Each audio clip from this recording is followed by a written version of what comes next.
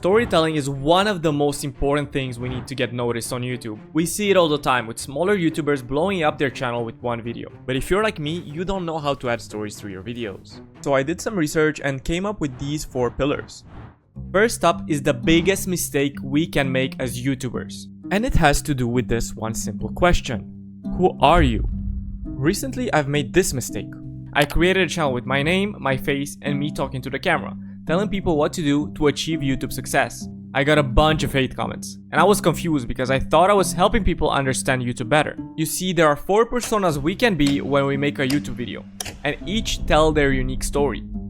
First, the adventurer. A great example of this is Viaheza. At the beginning of his video, he sets out the challenge. At the end, he either fails or achieves that challenge. And even if he doesn't successfully do the thing he set out to do, he can still leave the viewer satisfied by saying something like this. I think we might have failed on the whole make a profit, but I'm hooked. I want to try this again. Next up, the interviewer. This guy invites other guests in his videos to tell their stories and share their lessons. He asks a bunch of questions and is also much like this next persona, the seeker. He doesn't have all the answers, but he's trying to find those answers. Like the video you're watching right now, I have done some research, tried to answer some questions for myself, and then shared those answers with you. Lastly, the leader. He wants to lead their audiences from place A to place B. He has been exactly where the viewer currently is, so he knows the mistakes to avoid and the path to take. A perfect example of this is Alex Hormozi. He has many years of experience in his field and can now confidently tell people what to do because he knows what works. So he can speak with his audience like this. Businesses making less than $10 million per year cannot afford to make this mistake. And by looking at this, you probably understand that by being these over and over again, you can become this. Second pillar is packaging. YouTube is a sea of content.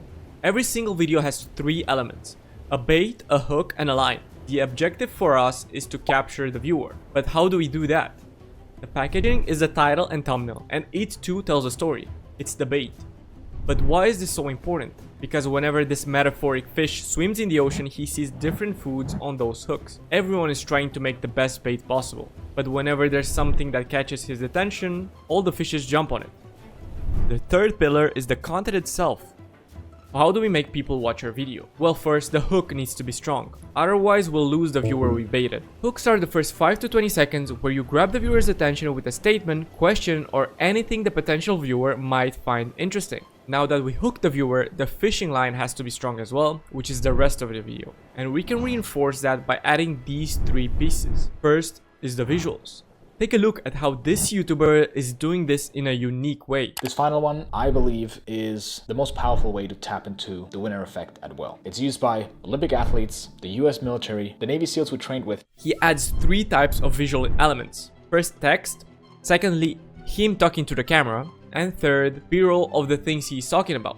This is most likely footage from other YouTube content or his own filmed footage. These elements let him get through his story, but most importantly, add to the story. Without them, the video would feel dry. He follows the simple but known saying, instead of just talking about something and staring at you, he shows you footage that tells the whole story. Sound effects and music could help accentuate points you're trying to make and could level up your content if something is missing. And finally, words. And here we can follow the Pixar analogy. Every movie we starts with suck. Our job is to remove the suck with every draft. The thing is, we have an advantage over Pixar movies.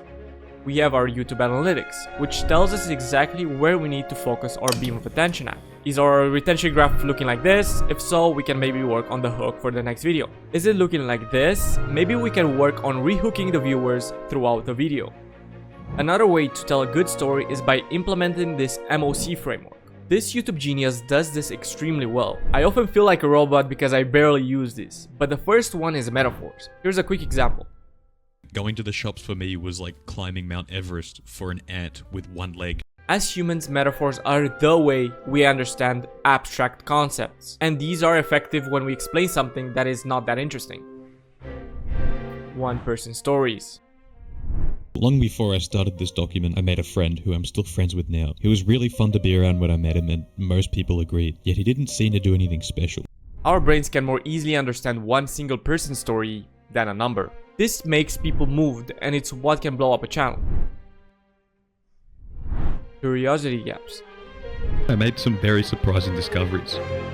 This is an intentional part of storytelling. By using words like discoveries, secrets, findings, he sinks the viewer deeper and deeper into the video. This is the power of words. Now, the last thing that most people underestimate is the journey. I recently watched this video about dropshipping. Something about it pulled me in. I clicked on his channel, and that's when it hit me. I saw where he started, his first upload, the failures, and slowly the results. Every video was a snapshot, but together they showed something bigger. Not just what he did, but who he became. That's when I realized every video we make tells a story, but one day someone's going to see all of them. So make your channel tell the whole story. But if you're still figuring out your story, watch this video next and let me know if it helped.